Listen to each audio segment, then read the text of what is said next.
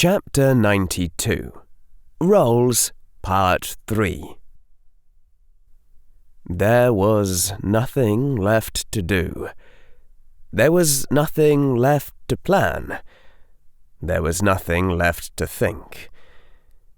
Into that emptiness rose the new worst memory. The boy who lived, unlike his best friend, trudged the long, echoing corridors toward the great hall. With all his energies of thought exhausted, his mind was starting to throw out thoughts like an image of Hermione walking beside him and wordless concepts like, "That will never happen again," until another part yelled, "No!" and shouted it down with determination to bring her back. Only that part's voice was getting tired, and the other part seemed tireless.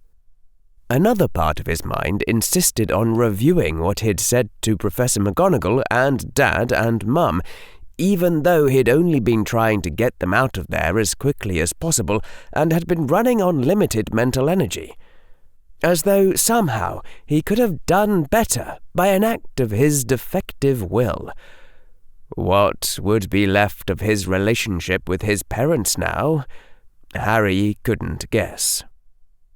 He came finally to a junction where there waited an older boy in green-fringed black robes, silently reading a textbook, on the path that anyone would pick if they wanted to intercept someone going from the healer's chambers to the Great Hall.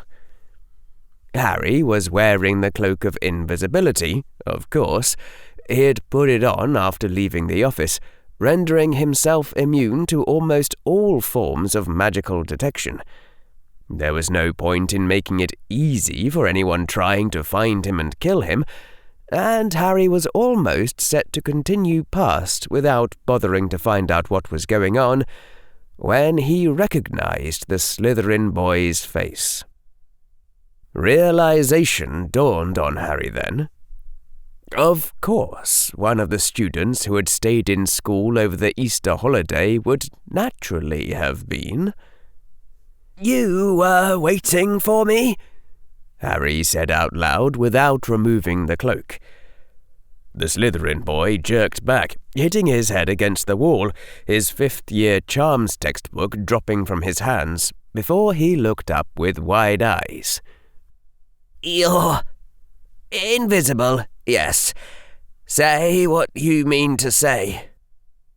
Lesarth Lestrange scrambled to his feet, a position of attention, then blurted out, "My lord, did I do the right thing? I thought you would not wish me to step forward before all those others, that they might suspect our connection. I thought surely if you wished my help you would call on me." It was amazing how many different ways there were to kill your best friend by being stupid. Lesarth hesitated, then said in a small voice, "I was wrong, wasn't I? You acted exactly as you should have under the circumstances. It is I who was a fool." "I'm sorry, my lord," whispered Lesarth. "If you had come with me, would you have been able to kill the troll?" It wasn't even the correct question. The correct question was whether Harry himself would have considered Lesarth as sufficient and flown out 60 seconds earlier. But still... I'm not sure, my lord. I am not much welcome to dueling practices in Slytherin. I've not learned the gestures to the killing curse. Should I study those arts to better serve you, my lord?" "I continue to insist that I am not your lord," Harry said. "Yes, my lord." "Although," Harry said, "and this is not any kind of order, just a remark, Anyone ought to know how to defend themselves. Especially you. I'm sure the defense professor would help you with that on general principles, if you asked." Lesarth Lestrange bowed and said, "Yes, my lord. I will follow your orders if I can, my lord." Harry would have complained about being misunderstood if he hadn't been understood perfectly. Lesarth left. Harry stared at the wall.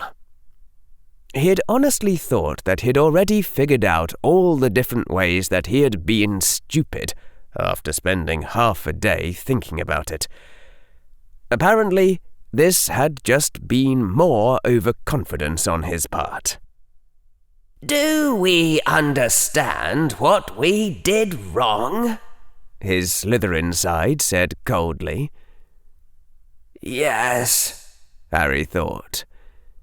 "Your ethical qualms don't even make sense. You're not tricking Lesarth. You did exactly what Lesarth thinks you did. You wouldn't have to make excuses for why Lesarth was helping you. You could just say you were calling in the debt from rescuing him from bullies. There were 6 witnesses to that. Hermione died because you forgot about an extremely valuable resource, and you forgot about Lesarth because... why? Because having Lesarth Lestrange for a minion seemed sort of Dark Lordish, Hufflepuff said in a small mental voice. I mean, that decision was probably mostly me. Harry's Slytherin side didn't answer that in words, just radiated contempt and flashed an image of Hermione's corpse. "Stop it!" Harry screamed internally. "Next time," Slytherin said icily, "I suggest that we spend more time worrying about what is efficient and effective, and less time worrying about what seems sort of Dark Lordish." "Point made," Harry thought. "I will." "No, you won't," said Slytherin. "You'll come up with more rationalizations for your petty qualms. You'll start listening to me after your next friend dies." Harry was starting to worry that he was going insane. The conversations he had with the voices in his head weren't usually like this. The boy who lived. Pain. Harry Varys trudged on alone. Hurt. Harry walked on through the silent corridors. "How is Mr. Potter doing?" demanded Professor Quirrell. There was a tension about the man. You could not quite call it concern, more like an ambusher measuring the time to strike. The Grangers had hardly left with Madame Pomfrey before the defense professor had knocked upon the door to her office and then entered without waiting for her to answer and spoken before she could say a word. Part of Minerva wondered distantly whether Harry Potter had picked up that habit from his defense professor, being unaware of others' pain when there was something else on his mind, or if it was only a childish flaw which this man had somehow failed to grow out of. "Mr. Potter has ceased guarding Miss Granger's body," she said, putting some of the chill she felt into her voice. She felt certain that the defense professor was not experiencing as much grief as she was. The man had spoken not a single word of Hermione Granger. For him to put demands on her. "I believe he's gone down to dinner." "I am not asking after the boy's physical state," Has he... Professor Quirrell made a sharp gesture as though to indicate a concept for which he had no words. Not particularly, she said. She was around 30 seconds away from ordering the defense professor out of her office. Professor Quirrell began to pace within the small confines of her office. Miss Granger was the only one whose worries he truly heeded. With her gone, all checks on the boy's recklessness are removed. I see it now. Who else is there? Mr. Longbottom? Mr. Potter does not pretend that they are peers. Flitwick, his goblin blood would only cry for vengeance. Mr. Malfoy, if he were returned, to what end? Snape, a walking disaster. Dumbledore, pah! Events are already set for catastrophe. They must be steered along some course they would not naturally go. Who might Mr. Potter heed who would not ordinarily speak to him? Cedric Diggory has taught him, but what would Mr. Diggory say in advice? An unknown. Mr. Potter spent long in speech with Remus Lupin. To him I have paid little heed. Would Lupin know the words to speak, the act which must be done, the sacrifice which must be made to change the boy's course? Professor Quirrell whirled on her. Did Remus Lupin comfort those in grief or stay those moved to rash deeds during his time with the Order of the Phoenix? It is not a poor thought, she said slowly. I believe that Mr. Lupin was often a voice of restraint to James Potter in his Hogwarts days. James Potter, said Professor Quirrell, his eyes narrowing. The boy is not much like James Potter. Are you confident in the success of this plan? No, that is the wrong question.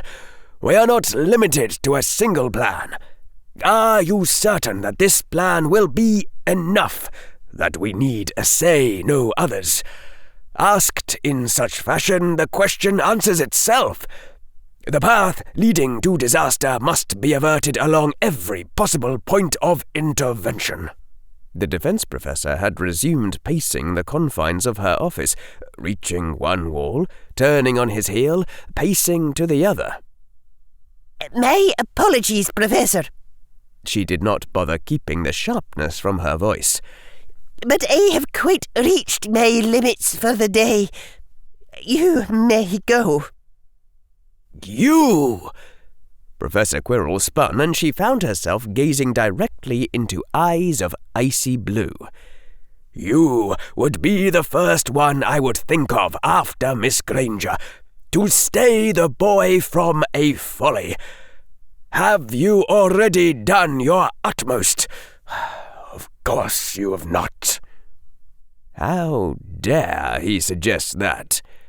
If you have nothing more to say, Professor, then you will go. Has your confederacy deduced who I really am? The words were spoken with deceptive mildness. Yes, in fact. Now... Pure magic, pure power crashed into the room like a flash of lightning, like a thunderclap echoing about her ears that deafened her other senses. The papers on her desk blown aside, not by any conjured wind, but by the sheer raw force of arcane might. Then the power subsided, leaving only Hermione Granger's death certificates drifting down through the air to the floor. I am David Monroe, who fought Voldemort, the man said, still in mild tones. Heed my words. The boy cannot be allowed to continue in this state of mind. He will become dangerous. It is possible that you have already done everything you can, yet I find this a very rare event indeed, and more often said than done. I suspect rather that you have only done what you customarily do. I cannot truly comprehend what drives others to break their bounds, since I never had them. People remain surprisingly passive when faced with the prospect of death. Fear of public ridicule or losing one's livelihood is more likely to drive men to extremes and the breaking of their customary habits. On the other side of the war, the Dark Lord had excellent results from the Cruciatus Curse, judiciously used on marked servants who cannot escape punishment except by success, with no reasonable efforts accepted. Imagine their state of mind within yourself, and ask yourself whether you have truly done all that you can to wrench Harry Potter from his course. I am a Gryffindor, and not much given to being moved by fear, she snapped back. You will exercise courtesy within my office. I find fear an excellent motivation, and indeed it is fear that moves me now. You know who, for all his horror, still abided by certain boundaries. It is my professional judgment, speaking as a learned wizard almost on par with Dumbledore or he who must not be named, that the boy could join the ranks of those whose rituals are inscribed upon the tombstones of countries. This is not an idle worry, McGonagall. I have already heard words to produce the gravest apprehensions. Are you mad? You think that Mr. Potter could... This is ridiculous. Mr. Potter cannot possibly... A wordless image crossed her mind of a patch of glass on a steel ball. Mr. Potter would not do such a thing. His deliberate choice is not required. Wizards rarely set out to invoke their own dooms. Mr. Potter may not strike you as malicious. Does he strike you as reckless once he is resolved upon a goal? I say again that I have specific reason for the gravest possible concerns. Have you spoken to the headmaster of this? She said slowly. That would be worse than pointless. Dumbledore cannot reach the boy. At best, he is wise enough to know this and make things no worse. I lack the requisite frame of mind. You are the one who... But I see that you still look for others to save you. The defense professor turned from her and strode to the door. I think I shall consult with Severus Snape. The man may be a walking disaster, but he knows the fact, and he may possess a greater understanding of that boy's mood. As for you, madam, imagine yourself at the end of your life, knowing that Britain... But no, Britain is not your true country, is it? Imagine yourself at the end of your life as the darkness eats through the fading walls of Hogwarts, knowing that your students will die with you, remembering this day and realizing that there was something else you could have done.